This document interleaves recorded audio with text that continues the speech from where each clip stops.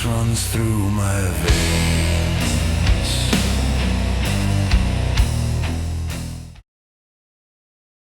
They say every city's got its secrets. Key West ain't no different. A city known for its chill atmosphere, filled with drunk tourists riding bikes and flip-flops, and a jumping nightlife where partygoers let loose on the famous Duval Street. Sounds like paradise, right? Hold that thought. You see, the city is also the home for a doll said to be more cursed than Annabelle, and more respected and feared than any other haunted doll around the world. This is Urban City Lore, and tonight we discuss Robert the Doll.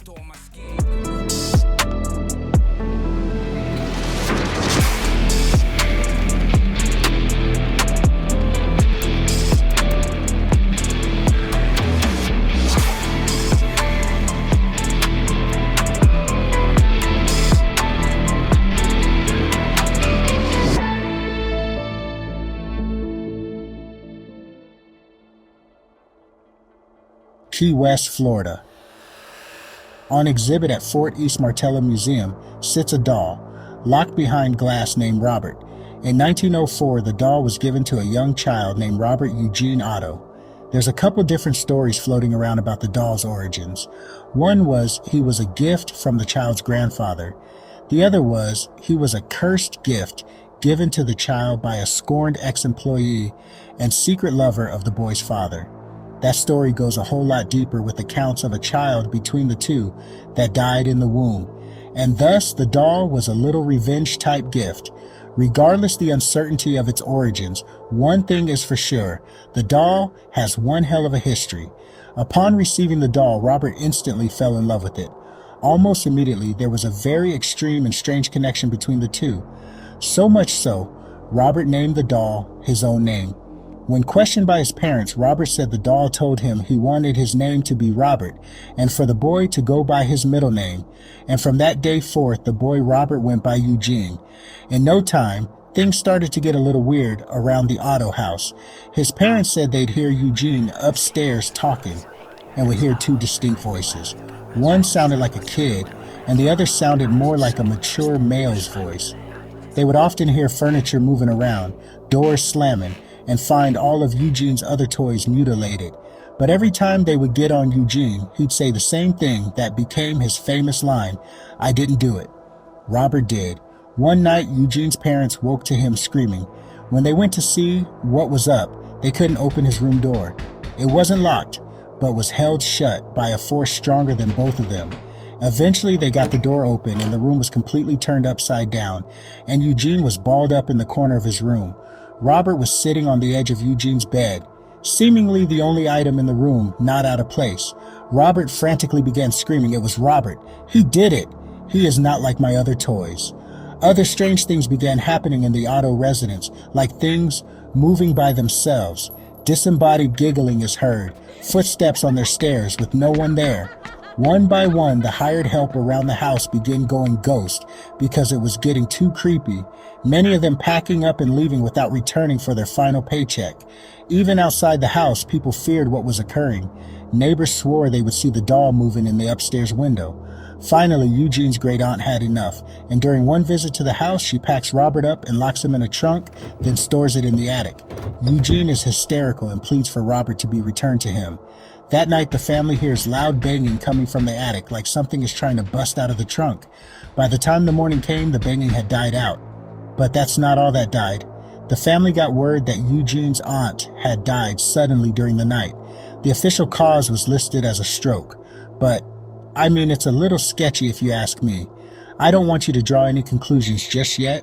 You'll see a common trend of things happening to people who don't treat Robert with respect. Eugene eventually grows up and moves to Paris to study art, while Robert remains in the trunk and seemingly forgotten.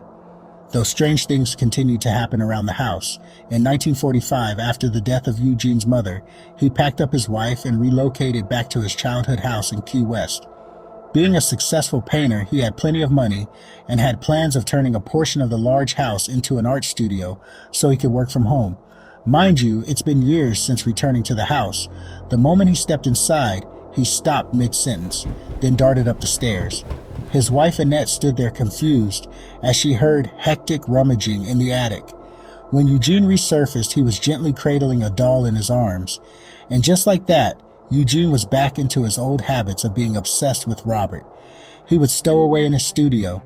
Annette would clearly hear a two-person conversation behind the closed studio door, knowing it was only Eugene and the doll inside there. Eugene's attitude even began to change. He was more irritable, argumentative, and even at times cruel. One day, Annette had enough of the BS and confronted Eugene about his obsession with the doll, treating it like it was a living person and seeming to care more about it than her. So she gave him an ultimatum.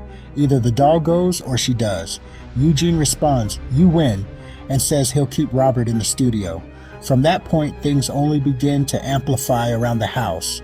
Those same occurrences from when Eugene was a kid began happening. Giggling could be heard. A small white figure can be spotted dashing throughout the house. Neighbors would see Robert watching them from the window, and at times knocking on the glass and waving. Guests eventually quit visiting the Otto's house due to the weird happenings and the overall uneasy feeling they got while there. But the couple remained in the house dealing with all of this. In 1974, Eugene dies. It's reported Annette found him one day, slumped over in the studio right in front of Robert. While grieving, Annette found out she was cut out of Eugene's will. All she gets to keep is the house and all the items in it. So back into the trunk and into the attic goes Robert. Soon after, Annette sells the mansion and it is purchased by a lady named Myrtle Reuter. She is completely unaware of the house's history and the special doll in the attic. Before long, she starts to experience what the Ottos had back when Eugene was a child and when he returned with his wife Annette, running and giggling in the attic, items disappearing and reappearing in mysterious places and knocking coming from the attic. One day, her curiosity gets the best of her and she enters the attic and finds Robert locked in the trunk. Surprisingly, she didn't find the doll creepy at all. In fact, she found Robert to be charming, so she took him downstairs and made him the main decorative piece in her living room. The odd happenings began to ramp up. Neighbors reported seeing Robert change positions throughout the day, even when Myrtle wasn't home. One day, a neighbor built up the courage to tell Myrtle about all the history with the Otto family in the house and with the doll, including how the local kids would avoid passing the house because Robert was watching them from the window. But none of this fazed Myrtle at all. She had that same peculiar obsession with Robert that Eugene had. She would also dress him in Christmas pajamas and set him by the tree during the holidays. This lasted for 6 years, until one day, Myrtle decided to move out of the mansion, taking Robert with her to the new spot. Apparently, she didn't consult with Robert. One night, she gets up for a glass of water and can't open the room door. It's not locked, but is being held shut by a force stronger than her. I don't have any details of what went on in that room that night, but the next morning, Myrtle packed Robert up and dropped him off at the Fort East Martello Museum. There's no small talk. She tells the workers she has had it, they can have the doll, and oh, by the way, it's haunted with the spirit of a little kid. Good riddance. 3 months later, Myrtle is dead. Her cause of death hasn't been publicly released, but I wouldn't judge you if you begin to start drawing some conclusions now. The staff didn't know what to do with Robert, so they logged him and put him in storage. Soon after, the museum starts experiencing weird happenings. Workers are seeing, hearing, and experiencing strange things. Some employees quit, and others who stayed vowed to never work alone around the doll. Word started to buzz about the happening at the museum, and Robert is brought out of storage and put on display, complete with a companion, stuffed lion. People were showing up to the museum specifically to see the haunted doll. It's around this time the idea that people are being cursed who aren't respectful to Robert. All kinds of anomalies were happening with visitors attempting to snap pictures of Robert without first asking permission.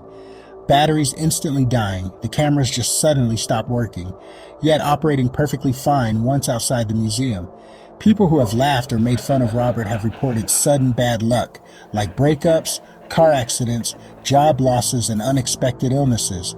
The wall next to Robert's display in the museum is covered with letters from past visitors asking for his forgiveness due to things happening to them after visiting the museum. The museum even have listed a suggested way to respectfully ask Robert's permission. It seems Robert's wrath isn't just inflicted on people in person. There are people who have trashed Robert online and soon were writing apology letters on Facebook and community forums after experiencing bad things. So by now you probably are thinking this is all a really good story, as if I made this up, but I have some real life examples of people who came into contact with Robert the Doll and soon after experienced some of the things thousands of others have since asked Robert forgiveness for. Let's start with rock legend Ozzy Osborne. Just watch the clips. So Robert has reportedly thrown his pet lion at caretakers here. Really? But it was said that young Gene would shift blame when he misbehaved as a child, pointing to the doll saying, "I didn't do it, Robert did it."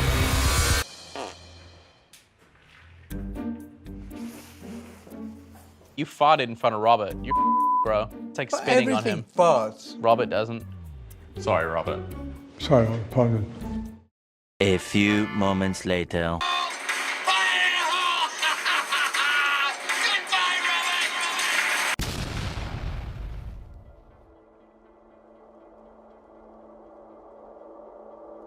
And when I did my show with my dad, which was World Detour, I brought the doll along as a mascot, and then my dad believed he's been cursed by Robert. He thinks he has? Sometimes. The year that followed turned out to be a pretty terrible one for Ozzy. He took a bad fall that required surgery. He caught pneumonia, a staph infection in his thumb, and was diagnosed with Parkinson's disease. Ozzy Osborne died July 22nd, 2025. I'm sure if you're watching this video, you at some point have heard of one of the biggest ghost exploration channels on YouTube, Sam and Colby. They too were hit with Robert's curse. What's up guys, it's Sam and Colby. In this video, we are going to be visiting 3 of the world's most haunted dolls. And when they got to Robert, they wanted to test if the curse was actually true. So they intentionally snapped a picture of him. That same month, Colby was diagnosed with cancer. I will note both Sam and Colby state it wasn't Robert the doll, but, well, I'll let you hear from their own mouths. Whether or not Robert actually caused any sicknesses, you don't want to take a chance. You believe that Robert the doll cursed me? Yes. Absolutely. Yeah, the intention of your guys' video was to come in and see if he would do it. And I think you opened yourself up. Well, listen, I think your ride's just starting. But to have somebody look at you in the eyes and say like, oh, your journey is just starting, is not like a cool thing to hear. It's just plain and simple scary. And it's like one of those things where like, I can't think about that too much, even to this day. It's just not healthy. So like, all I can do is just take what he said with a grain of salt, hope and pray to God that our apology worked, and move on. It's just so weird how much over time ghost hunting has ended up affecting our personal lives. So I know it's not Robert the doll. We went to a place in Florida where if you take pictures of this doll, it literally says it gives you cancer. And we did that. And then I got cancer that month. That was an interview the two had talking about their experience and bad happenings immediately after visiting Robert the doll on a show called The Iced Coffee Hour. And the final major example was a man named Ed, who was a Key West ghost tours guide, who thought it would be cool to get a Robert the doll tattoo on his arm. His boss told him it probably wasn't a good idea, but he did it anyway. A few days later, Ed was found dead at home on his couch. According to Brant Voss, Ed's boss at the time, Ed told him he started feeling sick right after he got the tattoo. 3 days after that conversation, Ed was dead. So there you have it. That's the story of Robert the doll, from the strange events at the Otto house to Myrtle's tragic end, to the countless visitors who say they felt his curse firsthand, and celebrities we've seen who have come in contact with Robert. To this day, the museum says over 10,000 apology letters have been sent from people who mocked Robert or took his picture without asking first, all claiming that bad things started happening right after their visit. Car wrecks, broken relationships, illnesses. You can call it superstition or karma, but either way, Robert's been collecting receipts for over a century. So what do you think? Is Robert the doll really cursed? Or is it just a collective of people's imaginations and anxiety? Robert, please forgive me. Robert, I'm sorry. Robert, please remove the curse from my family. He's received over 1,000 letters. He doesn't like you talking Did about you get that? Did you record that? I think I did. Oh my God. Let me know your thoughts in the comments below. I read them all. And more importantly, what city's lore should we dig into next? I tried to leave, I tried to pray, but I hear your footsteps every day. Forgive me if I ever spoke your name in vain, 'cause now I wear the weight of your pain.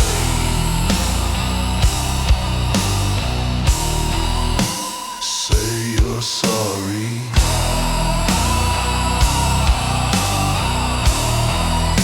Say you're sorry.